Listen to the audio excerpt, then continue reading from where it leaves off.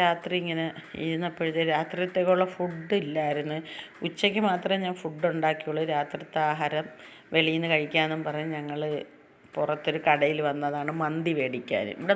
ഇവിടുത്തെ മന്തി നല്ലതാണ്. ഞങ്ങൾ ഇടയ്ക്കിടയ്ക്ക് അങ്ങനെ വാങ്ങിക്കും. അപ്പോൾ ഇവിടെ ഒരു പൂച്ചയുണ്ട്.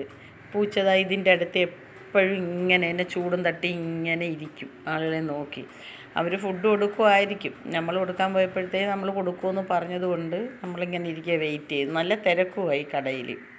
നമ്മളെ വീട്ടിൻ്റെ അടുത്തൊക്കെ 2-3 കടയുണ്ട്. അവിടെ നിന്നൊക്കെ മേടിച്ച് ഒന്നും കൊള്ളൂല. അങ്ങനെ നമ്മൾ സ്ഥിരം മേടിക്കുന്ന കടയാണിത്. മന്തിയും മേടിച്ചുകൊണ്ട് ഞങ്ങൾ തിരിച്ച് വീട്ടിൽ വന്ന് മന്തി തട്ടിയിടുക. കഴിക്കാൻ പാട് അങ്ങനെ. പക്ഷെ ആ മന്തി നല്ല സൂപ്പർ ചോറും